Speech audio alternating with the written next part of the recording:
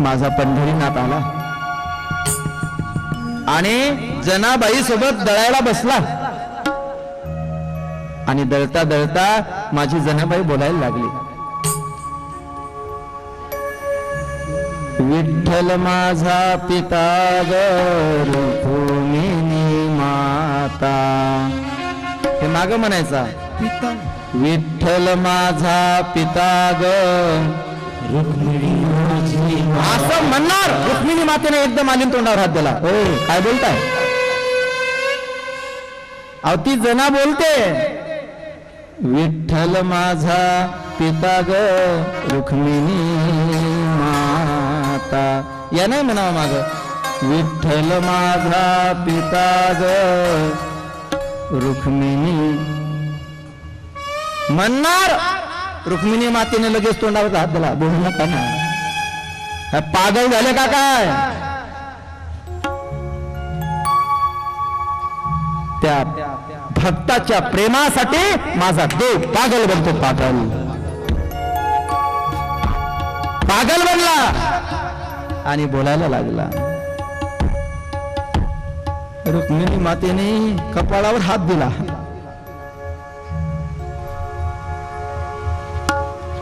काय करावं या बाबाला? भक्तामध्ये गेला की याला व्यवहार कळत नाही, याला कशाची आठवण राहत नाही. रुक्मिणी कोण आहे तिलाही विसरला. एखादी बाई म्हणते ना, पाहिजा त्याच्यामध्ये आम्हाला विसरसाल.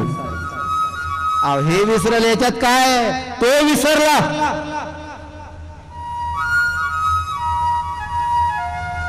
कशामध्ये? अरे भक्त पागल होईल त्याच्या प्रेमामध्ये, याचं विशेष नाही. भक्ताच्या प्रेमामध्ये तो पागल बनतो.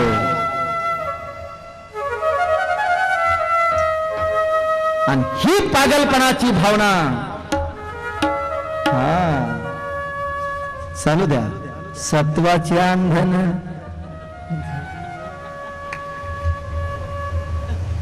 आधी खुंटा करावा बळकट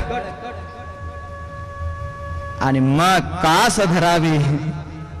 बरं का? आजकाल तर ते जात कसं फिरवायचं हे कळत नाही का? त्याचं नावच सार्थक करून घेतलं त्यानं, जात जात.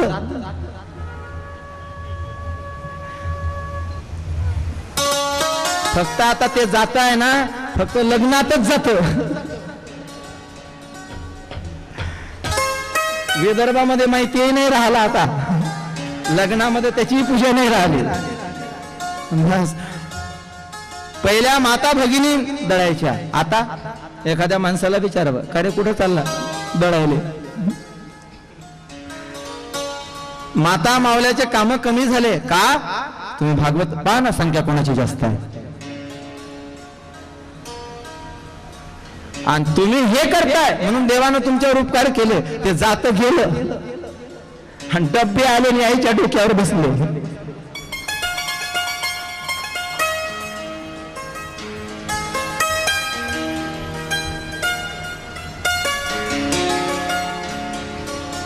सुंदर माझे जाते ग फिरते बहुत,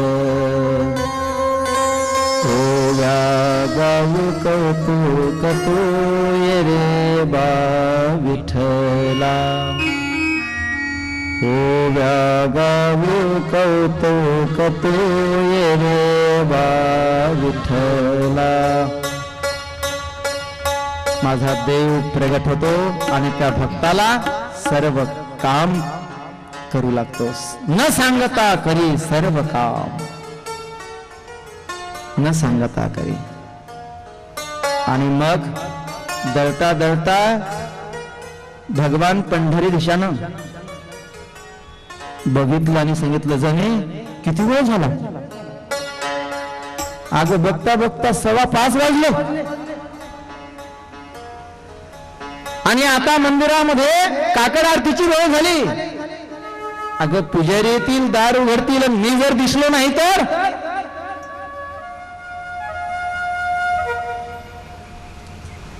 दळता दळता ना आडवा येऊ नये तो हार म्हणून तो नवरत्नाचा हार माझ्या देवाने तो काढून ठेवलेला होता तो खुंटीला. थंडीचे दिवस होते, दळता दळता त्या अंगावरती घेतलेली ती जनाबाईची गोधडी अंगावर घेऊन तसाच निघाला आणि मंदिरामध्ये येऊन उभा राहिला.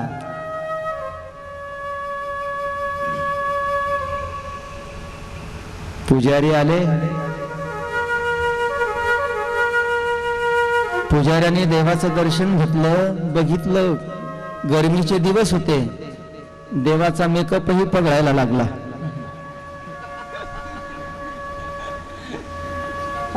आल्याबरोबरच मला त्यांनी सांगितलं, म्हणे महाराज ज्या रूम मध्ये आहोत त्या रूम मध्ये पंखा तर नाहीच नाही, पण कूलर कुठलं. मी म्हटलं देवा आता तुम्हीच काहीतरी करा आणि हवा सोडा.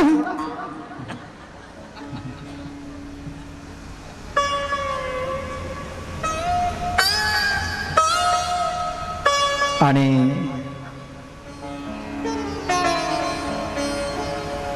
पुजाऱ्यांनी काकड आरती केली. देवाच्या अंगावरचं वस्त्र बाजूला केलं, बघितलं तर नवरत्नाचा हार नाही. अरे नवरत्नाचा हार नाही, कुठे गेला असेल. इकडे बघितलं तिकडे बघितलं, सगळ्यांना विचारलं का रे रात्रीच्या वेळेला. त्याने सांगितलं सगळे दरवाजे नीट वगैरे सगळे बंद केलेले होते.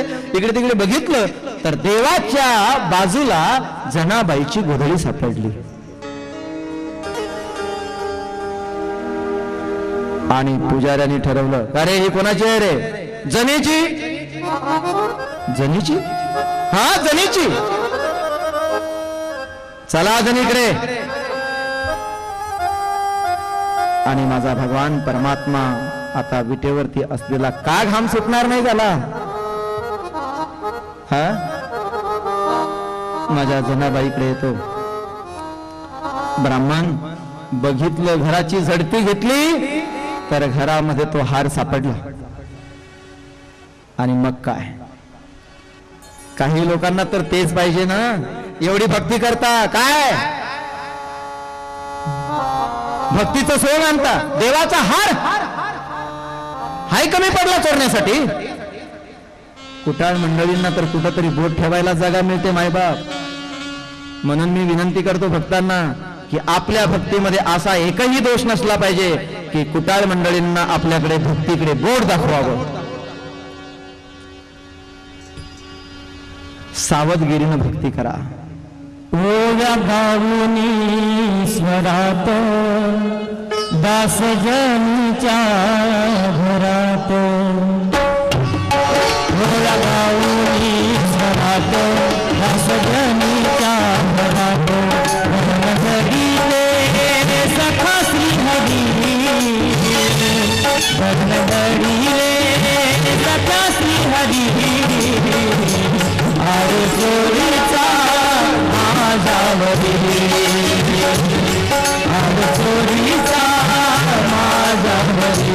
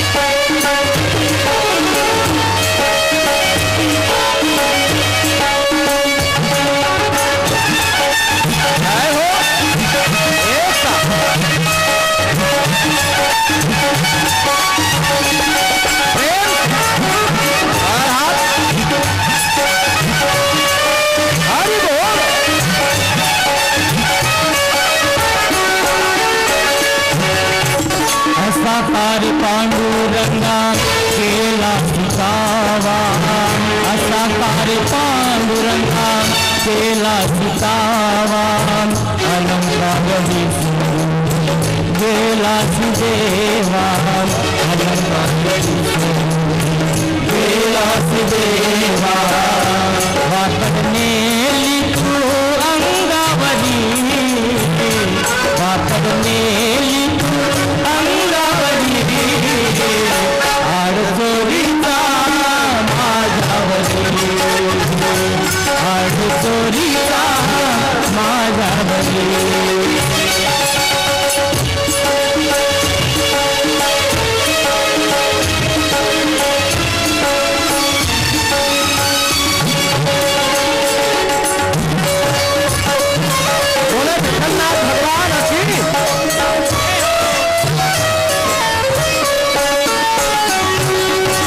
असा कार विठ्ठला तो माझ्या मुळावर असा कार विठ्ठला माझ्या मुळावर जनलोक तुझा देते तुळावर जनलोक तुझा देतो तुळावर कुठं गेली तुझी जादूगरी कुठे गेली तुझी जादूगरी आडचोरीचा माझ्यावरी आडचोरीचा माझ्यावरी भोऱ्या गाऊनी घरात दासजनीच्या घरात भोऱ्या गाऊनी घरात दासजनीच्या घरात मनदरी दे सटा श्रीहरी मनदरी दे सटा श्रीहरी आडचोरीचा माझ्यावरी आडचोरीचा माझ्यावरी आडचोरीचा माझ्यावरी चला अरे तूच तर माझ्या घरी आला होता ना आता या जनतेला किती सांगितलं तरी कोण ऐकल का अरे तोच माझ्या घरी येत होता बघू लागत होता अरे नाही हो मी नाही चोरला हा मी नाही चोरला अहो पांडुरंग आला तळत असताना तो आडवा यायचा म्हणून तरी तो काढून ठेवला लबाड बोलतील बने लबाड बोल पंचायत बोलवा रे पंचायत बोलवा या सनीला शिक्षा मिळाली पाहिजे नाही हो मी नाही हो चोरला खरं सांगते पांडुरंगाने केलं हा त्याचा विसरून राहिला असेल तू चोरला नाही लबाड बोलतेस मग ही मंदिरामध्ये वाकड कशी ही गोधडी कशी ही तुझी आहे ना हो माझीच आहे मग तुझी जरी गोधडी तर मंदिरामध्ये कशी आली जेव्हाबाईनं विचार केला समाजाला सांगितलं तर नाही करणार कोणाचा विश्वास बसेल कोणाला कळेल कोणाला सांगावं ती स्वतःला त्या विठोबाला सांगत होती हे सख्या हे श्रीहरी आता माझ्यावरती आळ आला रे असा कार पांडुरंगा केला सुतावा असा कार पांडुरंगा केला सुतावा अलंकार विसरून गेला देवा अलंकार विसरून गेला देवा वाकडनेली तू अंगावरी वाकडनेली तू अंगावरी आडचोरीचा माझ्यावरी आडचोरीचा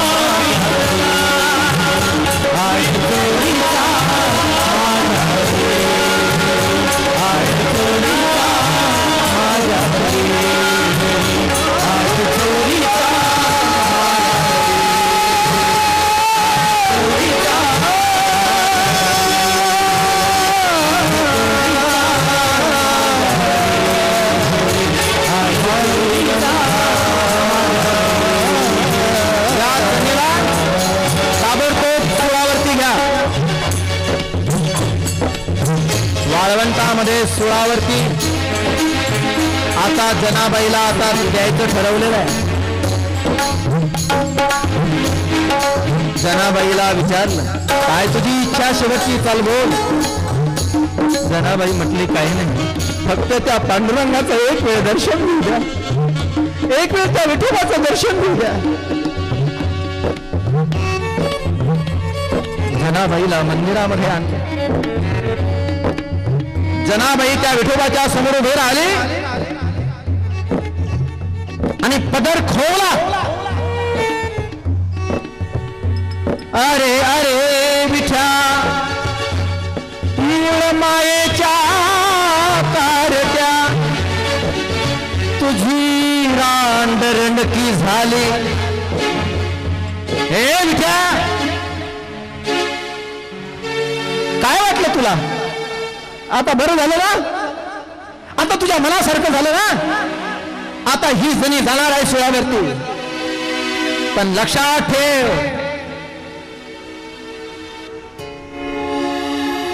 आजपर्यंत ज्याने ज्याने भक्ती केली त्याच्यातून मुळावरच उठला ना. कोण ठेवल तुझ्या भक्तीवरती विश्वास?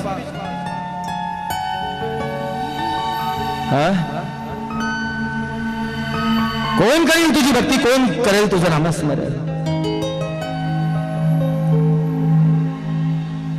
अरे, कीर्तिवानाचा अपमान केला आणि चोरट्याचा बहुमान वाढवला.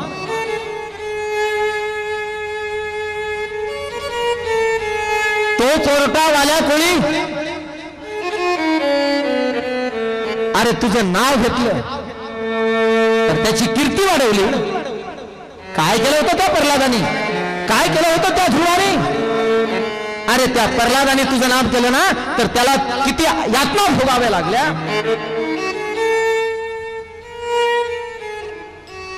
कीर्तिवानाचा अपमान केला. धुंद झाला तुझा दरबार, धुंद झाला तुझा दरबार. जनाबाई बोलत होते, शिव्या देत होती. देव माझा हसत होता. पुन्हा जनाबाई शिव्या देते. मेल्या, हसतो आता.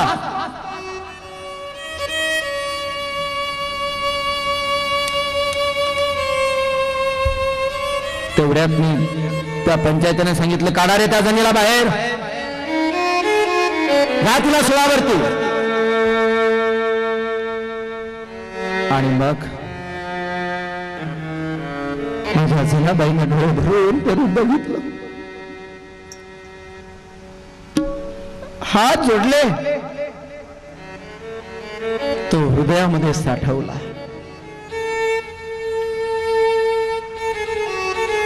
हृदय बंदी खाना केला, आत विठ्ठल कोंडलेला. सोहम शब्दाचा मारा केला, विठ्ठल काकुळती आला. त्याला घेऊन हृदयामध्ये त्या वाळवंटामध्ये ती जनाबाई आली. सुळावर द्यायचं, त्या सुळाचं पाणी झालं पाणी. ज्या वेळेला त्या सुळाचं पाणी झालं, त्यावेळेला जो समाज सुळावरती देत होता, त्याच वेळेला आता त्या जनाबाईचा जे जे काळ सुरू झाला. संत जनाबाई महाराज की जय, जनाबाई महाराज की जय. लोक त्या जनीची कीर्ती वाखाणायला लागले. अशी त्या जनाबाईने केलेली ती भक्ती विश्वासाची.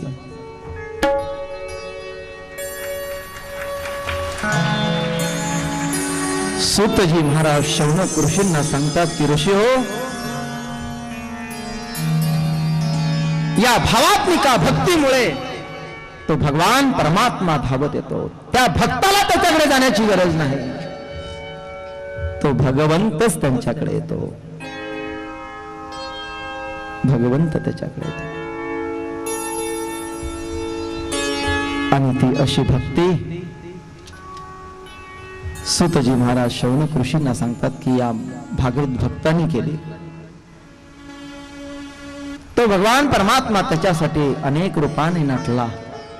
जसा त्यांनी आवाज दिला, ज्या नावाने आवाज दिला त्या नावाने तो प्रगट झाला. ज्या स्वरूपामध्ये बोलवलं त्या स्वरूपामध्ये तो प्रगट झाला. वास्तविक पाहता त्याला कोणता आकार नाही, कोणतं रूप नाही, रंग नाही, रूप नाही, नाही वर्ण छाया. निर्गुण निराकार तूच एक रघुराया. तोच एक आहे, परंतु त्या भक्ताच्या भक्तीसाठी, त्याच्या भावनेसाठी ज्या स्वरूपाने ज्या नामाने बोलावला तो धावत येतो. अच्युतं केशवं कृष्ण दामोदरम् अच्युतं केशवं कृष्ण दामोदरम् राम नारायणं जानकी वल्लभम् राम नारायणं जानकी वल्लभम् अच्युतं केशवं कृष्ण दामोदरम् अच्युतं केशवं कृष्ण दामोदरम् राम नारायणं जानकी वल्लभम् राम नारायणं जानकी वल्लभम्.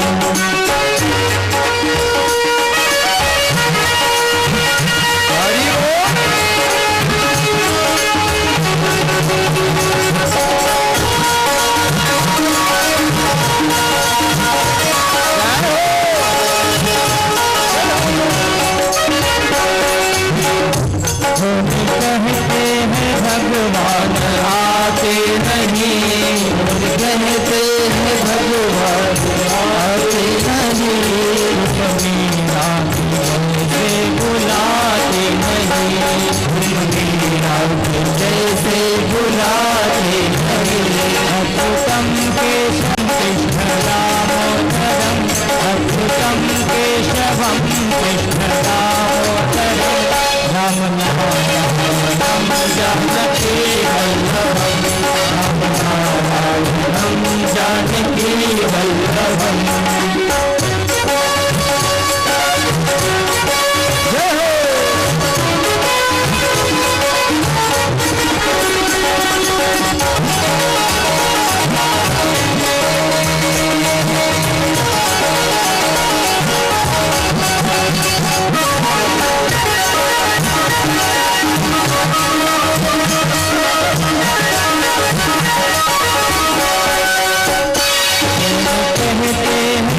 भगवान सोते नहीं, कहते हैं भगवान सोते नहीं, कहते हैं भगवान सोते नहीं, कहते हैं भगवान सोते नहीं.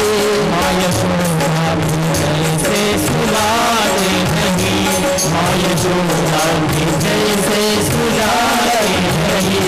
अच्युतं केशवं कृष्ण दामोदरम् अच्युतं केशवं कृष्ण दामोदरम् राम नारायणं जानकी वल्लभम् राम नारायणं जानकी वल्लभम् राम नारायणं जानकी वल्लभम् राम नारायणं जानकी वल्लभम् राम नारायणं जानकी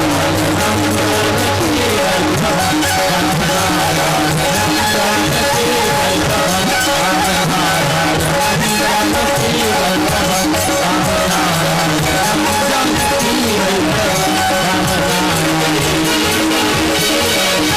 राम जानकी वल्लभम्. जय जय श्री राधे, जय जय श्री राधे, जय जय श्री राधे श्याम. अच्युतं केशवं कृष्ण दामोदरम् नाम नारायणं जानकी वल्लभम्.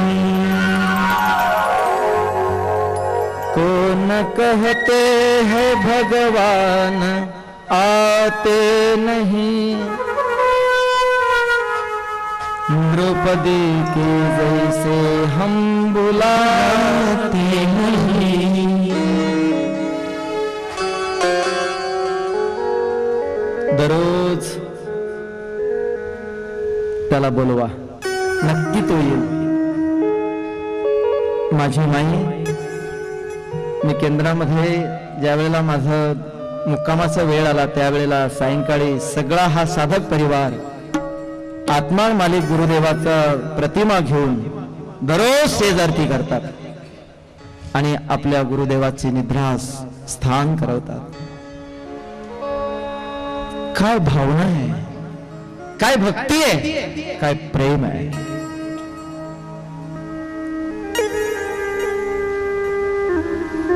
माईच्या जीवनामधली जी साधना आहे ना, त्या साधनेवरती साष्टांग नमस्कार करावा, त्याच्या पेक्षा दुसरं काही.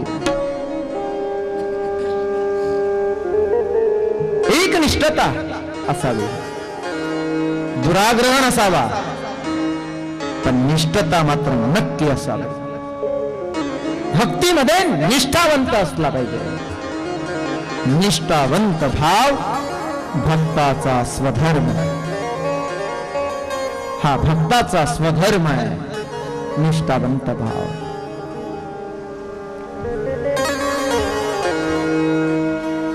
पण त्याच्यासाठी काय करावं लागतं? सूतजी महाराज शौनकांना सांगतात, जन्माद्यस्य यतोन्मयादितरतः चार्थेष्वभिज्ञस्वरात् तेने ब्रह्महृदाय आदिकवये मुह्यन्ति यत्सर्वयः.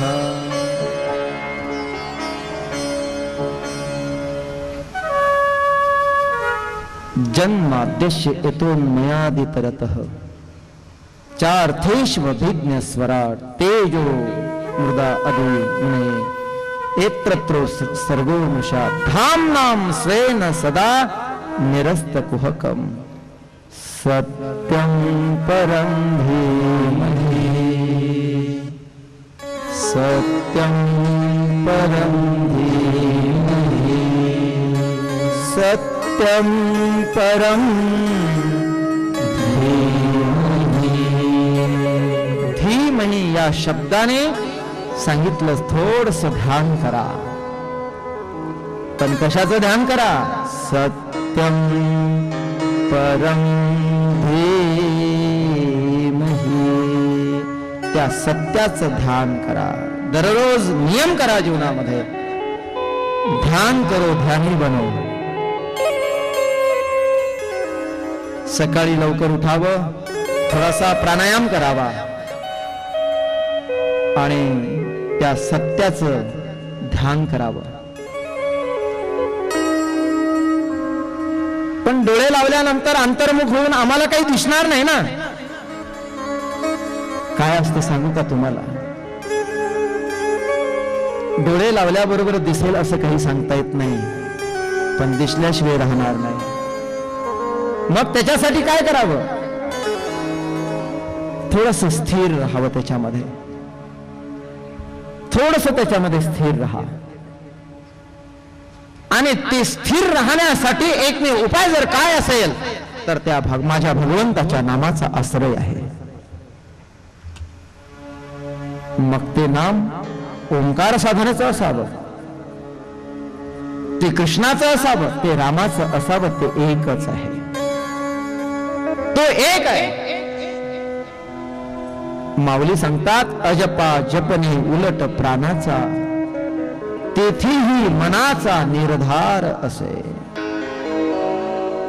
ऐसा हा निर्धार करी जो मनाचा तुका म्हणे त्याचा पांग फिटे. असा जो कोणी मनाचा निर्धार करेल, जरासा स्थिर होईल, महाराज म्हणतात त्याच्या जीवनाचा पांग फुटल्याशिवाय राहणार. पण त्याच्यासाठी थोडस स्थिर व्हावं, जरासा धीर धरावा. आणि काय होतं, शिजेपर्यंत माणूस धीर धरतो, परंतु निवेपर्यंत धीर धरत नाही. रात्री बघितलंच नाही.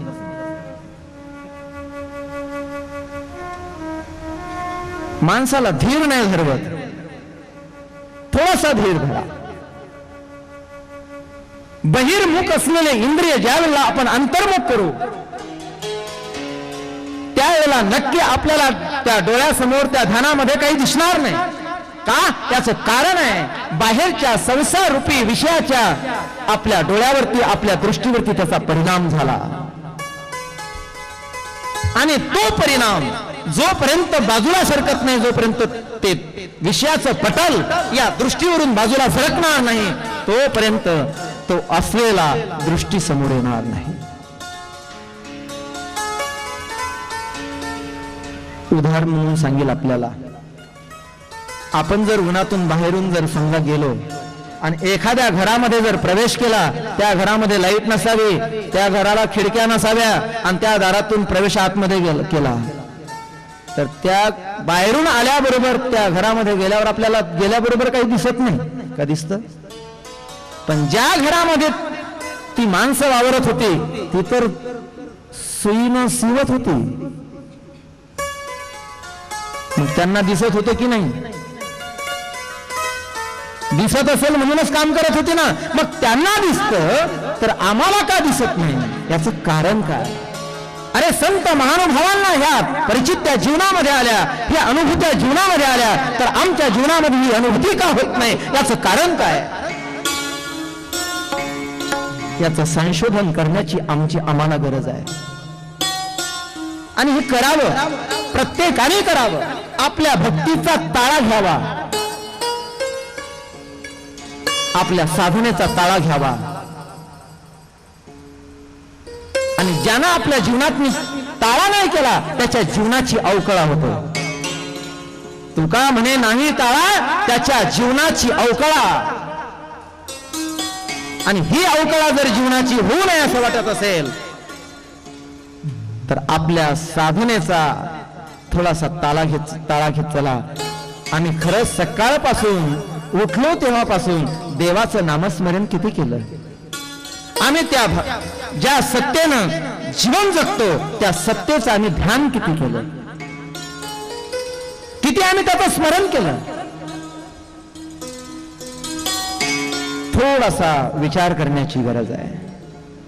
पहली कृपा हुई है मानव जन्म है पाया. पहली कृपा हुई है मानव जन्म है पाया. दूसरी कृपा है सत्संग तुझको समझना.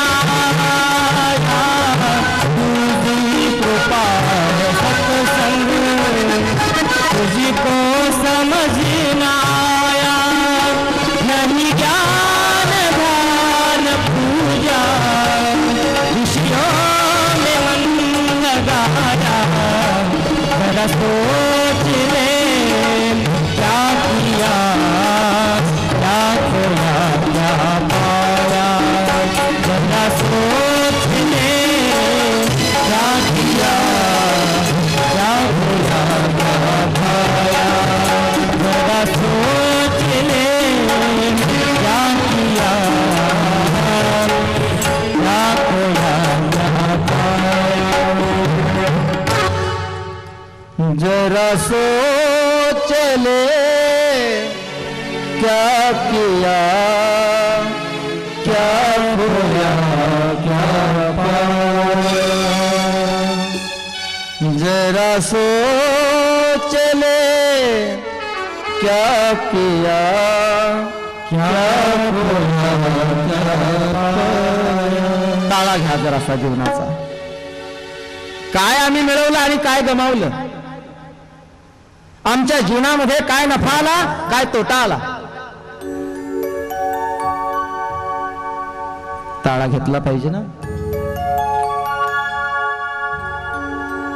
परमार्थ जीवन व्यापारी तत्वावर असावं, व्यापार तत्वावरती असलं पाहिजे. माणसं संसारातला व्यापार करतात पण परमार्थातला व्यापार तोट्याचा करतात. व्यापारी तत्व कळालं पाहिजे परमार्थ करताना. ज्याला व्यापारी म्हणून आमचे गुरुजी म्हणायचे एक वाक्य बरं का, ज्याला एका एका पैशाची किंमत कळाली तो खरा व्यापारी, आणि ज्याला एका एका क्षणाची जीवनाची किंमत कळाली तो खरा परमार्थिक. जीवनामधला परमार्थ क्षणाक्षणाचा विचार करून आहे. आमचे तर दिवस गेले, महिने गेले, वर्ष चालले, नव्हे नव्हे तर आयुष्यही निघून चाललं, पण आम्ही कधी नफ्याचा तोट्याचा विचार केला नाही. तो मोठा होतो जीवनामध्ये, व्यवहारामध्ये ज्यानं विचार केला. सांगू तुम्हाला मोठ्याचं उदाहरण देतो. असाच कार्यक्रम ठरला आणि कार्यकर्ते मंडळीने ठरवलं की प्रतिष्ठित श्रीमंत माणूस आहे, त्याच्याकडे आपण जावं, थोडीफार मदत व्हावी, म्हणून त्यांनी नावाची यादी तयार केली. कोणाकोणाकडे जावं, त्याच्यामध्ये एक अंबानीचं नाव आलं.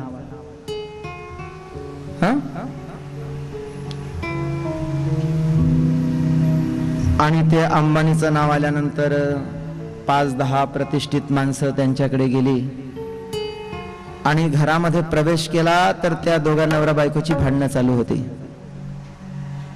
कशासाठी? एका माचीसच्या काडीसाठी, डब्बीची एक काडी. दिवा लावत असताना ती डब्बीची काडी खाली गेली, दिवा लागला नाही. ऐका, महत्वाचं आहे. डब्बीची गाडी उघडली आणि दिवा लावायला लागली ती पत्नी अंबानीची, पण दिवा लागला नाही, काडी विझली. आणि हे त्यांनी बघितलं, दोघांची भांडणं झाली सुरू. आणि जे वर्गणी मागण्यासाठी आले होते त्यांनी हे ऐकलं. त्यांनी विचार केला, बापरे, एका काडीसाठी जर असं तर आता काय होईल? आपण तर आता आता आता आता नाही आपलं धाडस बोलायचं. दोघांची भांडणं चालू असताना यांनी आपलं विचार केला, घरात मी टाकलेले पाय एक एक पाय मागे घ्यायला सुरुवात केली. बोलून झालं तेवढ्यात मी लक्ष अंबानीनं बघितलं, ही माणसं तर आलेली चालली. त्यांनी सांगितलं, थांबा हो, कुणीकडे आला होता? काही नाही, सहज आलो होतो. हा का? यांनी विचार केला, जर एका काडीसाठी जर एवढे भांडणं, तर आपल्याला तर 5-50 हजार मागायचे. हा माणूस एक काडीसाठी जर एवढा तळमळ करतो तर खरंच 50 हजार रुपये देईल का हा? आणि मग त्यांनी आवाज दिल्यामुळे तर थांबावं लागलं. सांगा ना कुणीकडे आले होते? ते एकमेकाकडे बघायला लागले. तो नजरेनं बोलायला लागला, तू बोल, सांग ना, तू सांग ना, तू सांग ना. तो म्हणे, बाबा आपण नाही. का? एका काडीचा बजेट असा तर आपला कसा होईल? मोठा माणूस आहे, काय बोलेल, काय सांगता येते? आणि मग विचारल्यानंतर त्यांनी सांगितलं, काही नाही, सहज आलो होतो. म्हटलं असं असं कार्य आहे, त्या कार्यासाठी आम्ही लिस्ट तयार केली होती आणि त्याच्यामध्ये तुमचं नाव होतं. म्हणजे काय अपेक्षा आहे माझ्याकडून तुम्हाला? नाही, काही नाही, येतो आम्ही. नाही नाही, सांगा ना, काय काय म्हणणं आहे तुमचं, काय अपेक्षा आहे माझ्याकडून तुम्हाला? यांनी विचार केला, काय सांगावं जास्त? एका काडीसाठी भांडणं, एका काडीसाठी एवढा आरडा ओरडा, आणि आपण जर 50 हजार मागितले तर? म्हणून त्यांनी विचार केला, आकडा जरासा कमी करू आपण. त्याच्यावरचा 0 काढून टाकला आणि सांगितलं, काय नाही, असं असं कार्य आहे आणि त्या कार्यासाठी 5 हजाराची अपेक्षा होती आम्हाला.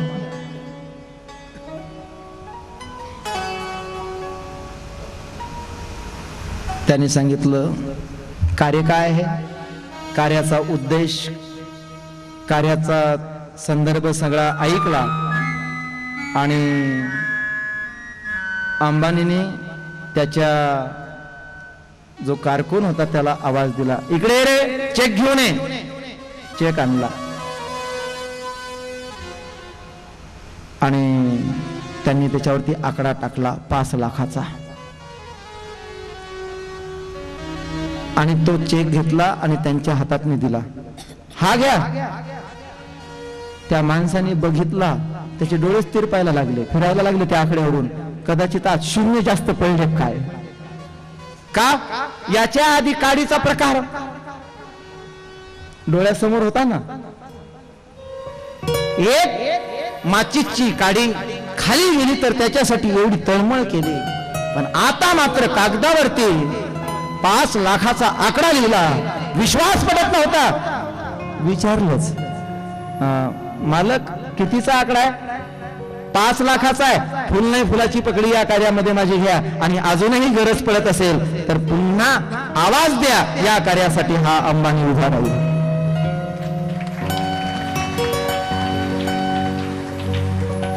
तसंच या कार्यासाठी अनेक मंडळी उभी राहिली, अनेकांनी मदत केली आणि हे वैभव उभं राहिलं. संसारामध्ये कंजूशी आहे. एक काडी गेली, एक काडी, तर त्याच्यासाठी तळमळ केली, विचार केला, नाही ते बोलले. पण अशा कार्यासाठी 5 लाख रुपये आनंदाने दिले. याचं नाव आहे परमार्थ. ज्याला हे कळालं त्याचा नफ्याचा व्यापार होतो. हा व्यापार नफ्याचा आहे. आम्ही संसारासाठी खर्च करतो, पण परमार्थामध्ये मात्र कंजूसपणा करतो. हा आमचा तोट्याचा व्यापार आहे, तोट्याचा व्यापार. परमार्थ हे व्यापार तत्वावर असलं पाहिजे. आलं का लक्षात? व्यापार तत्व ज्याला कळेल त्याचा परमार्थ नीट होतो. पण व्यापार तत्व हे व्यवहारातलं नसावं, ते परमार्थातलं असावं. आणि जरासं अवलोकन करून बघावं, जरासं स्थिर व्हावं, धीर धरावा आणि शांत होऊन त्या ठिकाणी थांबावं. मग जे अदृश्य आहे ते दृश्य आपल्या डोळ्यासमोर झाल्याशिवाय राहणार नाही. ही किमया आहे या आत्मा मालिक विश्व गुरुदेवाची. अरे या कलियुगामध्ये सर्व असताना सर्व भोगाचा त्याग करून, माईला मी सकाळी म्हटलं, माई थोडस ज्यूस तर घ्या ना. तर ते पात्र होतं रिकाम, मागं घेतलं, मला नाही पाहिजे. का? तर माईनं विचार केला, कार्य सफल झालं पाहिजे. माझ्या गुरुदेवाचं कार्य आहे, त्या कार्यासाठी या माझ्या भक्तांना पोटभर जेवण मिळालं पाहिजे. त्याच्यासाठी माझ्या माईनं 11 दिवस पाण्यावरती राहण्याचा संकल्प केला.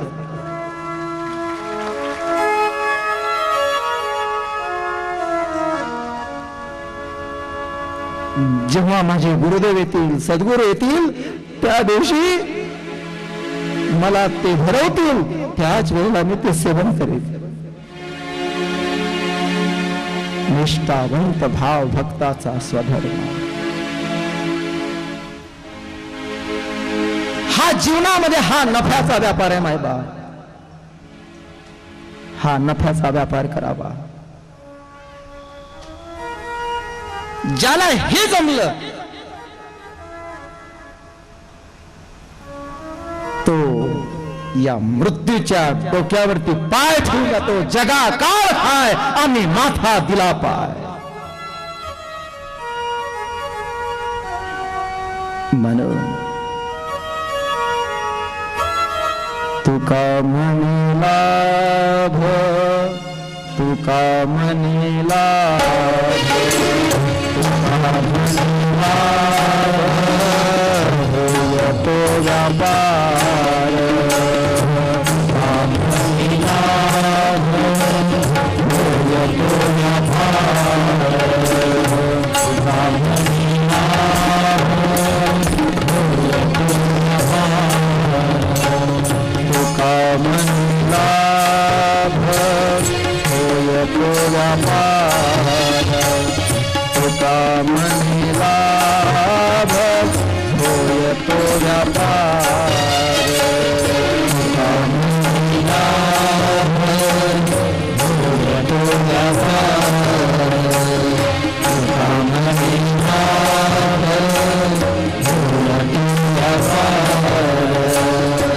करा काय फार शिकवावे, करा काय फार शिकवावे, तुका म्हणला करा काय पार शिकवावे, करा काय पार शिकवावे, करा काय पार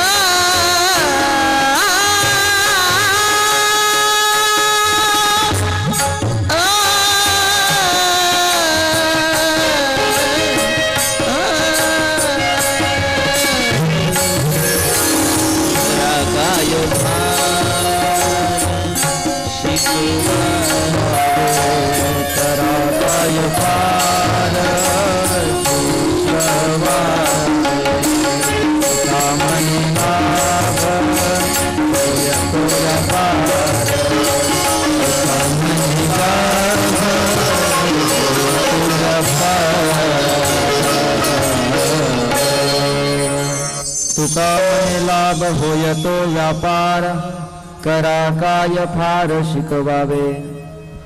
आपण तो व्यापार, तो नफ्याचा, तो लाभाचा करावा. पण आमचं कसं आहे, मुदला मध्ये पडे तोटा. आमचा व्यापार बडे भाग्य से माणूस देह पावा. मोठ्या भाग्याने हा मनुष्य देह प्राप्त झाला, पण या मनुष्य देहामध्ये येऊन जर त्या सत्याचं ध्यान केलं नाही, त्या सत्याला ओळखलं नाही, त्याचं ध्यान केलं नाही, त्याचं चिंतन केलं नाही, तर मग नाही तरी गेला जन्म वाया. हा जन्म वाया जाईल माय बाप हो. म्हणून जन्म वाया जाऊ नये असं याच्यासाठी आपल्या जीवनामध्ये त्याची प्राप्ती करून घ्यावी. आणि त्याची प्राप्ती त्याने होते. सत्यं परं धीमहि जन्माद्यस्य यतोऽन्वयादितरतः चार्थेष्वभिज्ञस्वराट् तेने ब्रह्महृदाय आदिकवये मुह्यन्ति यः सर्वः. तेजो वारिं मृदां यथा विनिमयो यत्र त्रिसर्गो मृषा धाम्नां स्वेन सदा निरस्तकुहकं सत्यं परं धीमहि. सत्यं परं धीमहि. सत्यं परं धीमहि. ज्ञानदेव मने भजा आत्मदेवा, अखंडित सेवा करा त्याची. ज्ञान देव म्हणे भजा आत्मदेवा का सबका मालिक आत्मा, सबका मालिक आत्मा। ध्यान करो ध्यानी बनो, जो या सगळ्या जगाचा मालक आहे नव्हे नव्हे, अरे त्या आत्म्याचंच विश्व स्वरूप जे विराट रूप म्हणतात ना, विराट रूप, हे विश्व त्या आत्म्याचं विराट रूप आहे, विराट रूप। माझ्या भगवान परमात्म्याने अर्जुनाला या विराट रूपाचं स्वरूपाचं दर्शन दिलं। माझ्या कृष्ण कन्हैयाने यशोदा मैयाला या विराट स्वरूपाचं दर्शन दिलं। तर सद्गुरु देवाच्या कृपेने सुद्धा या विश्वामध्ये प्रत्येकामधला तो आत्मस्वरूपाचं दर्शन झालं पाहिजे। आणि त्या आत्मस्वरूपाचं दर्शन करणारं हे पीठ अध्यात्म पीठ आहे, हे पंढरपूर आत्मा मालिक केंद्र।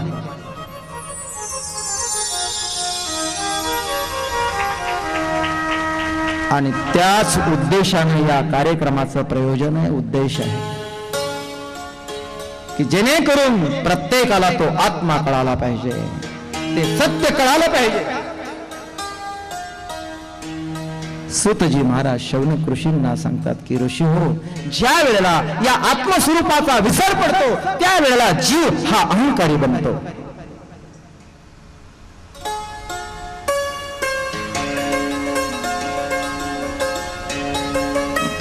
कथा कळते ना माझी, कथा कळते ना? हा, काही काही माणसं म्हणत असतील महाराज तर कथा कधी कधी फार सुंदर सांगत होते आमच्या गावामध्ये, इथे काय चाललं हे असं? कथाच आहे ना ही। त्यावेळेला कथा ती आहे ज्या वेळेला ती जीवनाची व्यथा समाप्त करते, त्याचं नाव कथा। आणि जीवनाची व्यथा समाप्त करण्याचं साधन जर काय असेल तर त्या आत्म्याची ओळख, त्या आत्मस्वरूपाची स्वरूपाचा परिचय, त्यावेळेला या जीवनाची व्यथा समाप्त होईल। पण आत्मबोधाचा विसर पडला, हा जीव अहंकारी झाला, अहंकारी बनतो। अरे जेणे हे विश्व निर्मिले, 31 स्वर्गाते संस्थापिले, असा असलेला तो जो कोणी, त्याला आम्ही ओळखलं पाहिजे ना। ज्याच्यामुळे आम्ही चालतो, ज्याच्यामुळे आम्ही बोलतो, ज्याच्यामुळे आम्ही हसतो खेळतो, ज्याच्यामुळे आम्ही आमच्या गावावरून पंढरपूरला येऊ शकलो, ज्याच्यामुळे आम्ही हे सर्व कार्य करतो, त्या आत्म्याची तो ओळख व्हायला पाहिजे ना, त्या आत्म्याची अनुभूती तर व्हायला पाहिजे ना। आणि एक वेळ त्याची अनुभूती निर्माण झाली, एक वेळ त्याची ओळख झाली की या जीवनाची व्यथा समाप्त होते। आलं का लक्षामध्ये? पण आत्मबोधाचा विसर पडला की हा जीव अहंकारी बनत असतो।